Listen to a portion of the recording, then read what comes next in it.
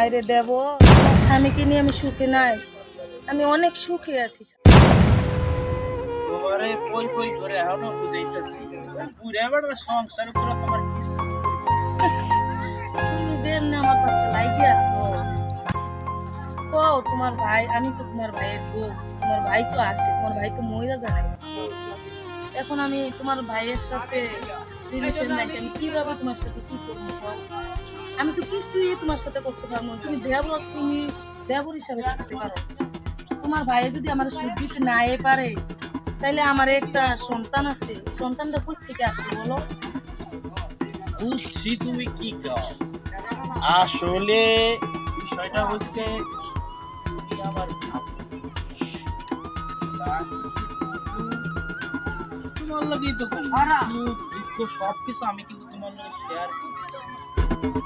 যে বেশি একটা সুখে নাই সেটা তোমার ঠিক আছে ভাই, সুখ নাই, শান্তি নাই, সুখ হইতে কতক্ষণ? দেখলাম তো এত বছর ধরে তো দেখতে, তারপরে তোমরা তো মাঝে আসছো। তোমরা যদি মনে করো না থাকতে, তাহলে আমার অনেক দুঃখ হচ্ছে। তারপরে তো দেখতেছি, এরপরে তো আমি অন্য কিছু করতে পারবো না। দেবর হিসাবে যেটা আমার কর্তব্য, আমি এটা পালন করতে পারবো না। আমার ভাই তো মরে যায় না। এক পাও তো মাটির তলে গেছে গা, বয়স তো কম হয় না, চুল টুল পাইকে গেছে গা। আর আমরা এখনো জোয়া, এই যে ধরো পোলাটা এখন ছোট আছে, এখন যদি আমার বাপ হয় ভবিষ্যতে বাপ ভাই মানে ধরো হঠাৎ করে তোমার বিয়ে যাওয়া, এটা কেন এই দেওরের কাছে আইতে হতো, আইব যখন লেট করে না। কি করবো ভাই, সহ্য করে নিতে হবে। নারীদের একটাই কষ্ট, তারা নারী হয়ে কেন জন্মাইল, তাদের এই কষ্ট বাবা মায় দিচ্ছে বুড়া স্বামী চাইয়া।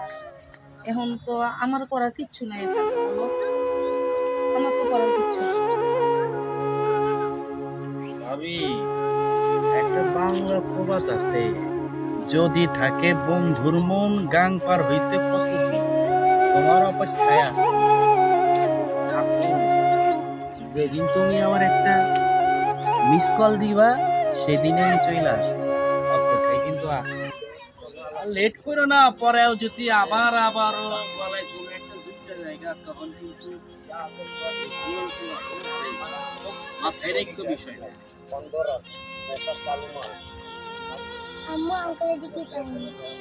কি বলবে? এটা কিছু না, বুঝো না তুমি, এটা কিছু না। যাও, তোমার আঙ্কেলের কথা তুমি কানে নিও।